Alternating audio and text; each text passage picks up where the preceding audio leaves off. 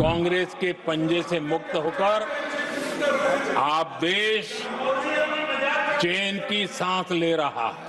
कांग्रेस के लाइसेंस राज और उसकी कुनीतियों से बाहर निकलकर हम मेक इन इंडिया को बढ़ावा दे रहे हैं। खादी जो कांग्रेस ने की तो सबसे बड़ा एक काम करते रहे खादी के लिए, तो भी मुझे लगता है हाँ ये आजादी के आंदोलन के लोगों से कुछ प्रेरणा आगे बढ़ा रहे हैं, वो भी नहीं किया। कांग्रेस के पंजे से मुक्त होकर आप देश चैन की सांस ले रहा है और ऊंची उड़ान भी भर रहा है।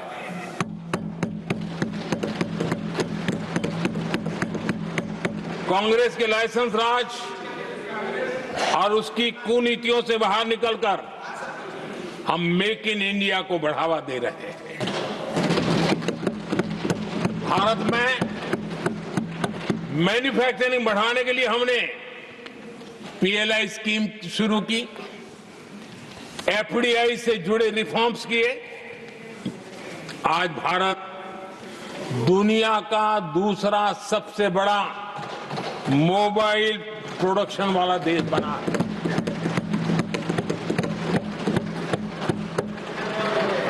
पहले हम ज्यादातर फोन बाहर से इंपोर्ट कर रहे थे, अब हमारी पहचान एक मोबाइल एक्सपोर्टर के रूप में बनी है। आदरणीय सभापति जी, आज भारत की पहचान डिफेंस मैन्युफैक्चरिंग की बनी है। 10 साल में हमारा डिफेंस प्रोडक्ट्स 10 गुना एक्सपोर्ट बढ़ा है। 10 साल में 10 गुना बढ़ा है। आदरणीय सभापति जी, भारत में सोलर मॉड्यूल मैन्युफैक्चरिंग भी 10 गुना बढ़ गए हैं। आज हमारा देश दुनिया का दूसरा सबसे बड़ा स्टील प्रोड्यूसर देश है। 10 सालों में हमारा मशीनरी और इलेक्ट्रॉनिक एक्सपोर्ट तेजी से आगे बढ़ा है। बीते 10 सालों में भारत का टॉयज एक्सपोर्ट 3 गुना से ज्यादा बढ़ गया है। इन्हीं 10 सालों में एग्रो केमिकल एक्सपोर्ट भी बढ़ा है।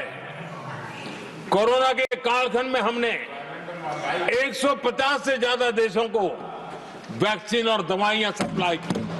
मेड इन इंडिया, हमारे आयुष और हर्बल प्रोडक्ट का एक्सपोर्ट भी बहुत तेज गति से बढ़ा है और बढ़ रहा है। आदरणीय सभापति जी, खादी जो कांग्रेस ने की तो सबसे बड़ा एक काम करते रहे खादी के लिए, तो भी मुझे लगता है हाँ ये आजादी के आंदोलन के लोगों से कुछ प्रेरणा आगे बढ़ा रहे हैं, वो भी नहीं किया। खादी और विलेज इंडस्ट्री का टर्नओवर पहली बार 1.5 लाख करोड़ से ज्यादा हुआ है। 10 साल में इसका प्रोडक्शन भी 4 गुना हुआ है।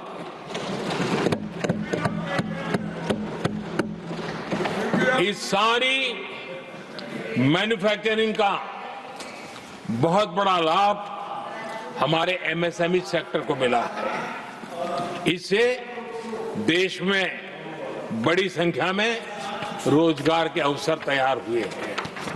आदरणीय सभापति जी, हम सभी जनता के प्रतिनिधि हैं। हम जनता जनार्दन के सेवक हैं।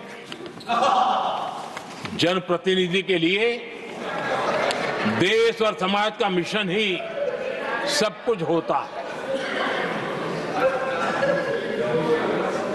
और सेवा व्रत लेकर के ही जनप्रतिनिधियों के लिए काम करना उनका दायित्व होता है। आदरणीय सभापति जी, देश की हम सभी से अपेक्षा है कि हम विकसित भारत को आत्मसात करने के लिए कोई कमी हमारी तरफ से नहीं रहनी चाहिए।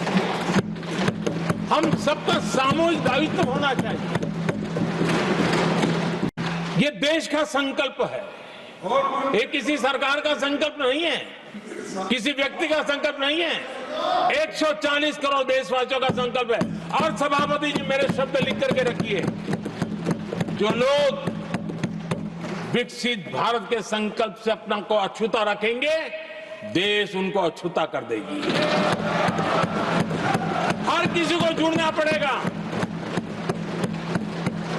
अब बच करके नहीं रह सकते, क्योंकि भारत का मिडिल क्लास, भारत का नौजवान पूरी ताकत के साथ देश को आगे बढ़ाने में जुट चुका है। और इसलिए आदरणीय सभापति जी, जब प्रगति की राह पर देश चल पड़ा है, विकास की नई ऊंचाइयों को देश अर्जित कर रहा है, तब हम सबकी भूमिका बड़ी महत्वपूर्ण है। सरकारों में विरोध होना लोकतंत्र का स्वभाव है, नीतियों का विरोध होना लोकतंत्र का जिम्मेवारी भी है, लेकिन घोर विरोधवाद, घोर निराशावाद और अपनी लकीर लंबी नहीं करनी, दूसरी लकीर को छोटा करने की कोशिश है विकसित भारत में रुकावट बन सकती है। हमें उसे मुक्त होना होगा और हमें आत्ममंथन भी करना होगा, निरंतर मंथन करना होगा। मुझे भरोसा है कि सदन में जो चर्चा हुई है उसमें से जो उत्तम चीजें हैं उसको लेकर के हम आगे बढ़ेंगे और हमारा मंथन जारी रहेगा। हमें निरंतर ऊर्जा राष्ट्रपति जी के उद्बोधन से मिलती रहेगी। एक बार फिर राष्ट्रपति जी का मैं हृदय से आभार व्यक्त करता हूं और सभी माननीय सांसदों का भी आभार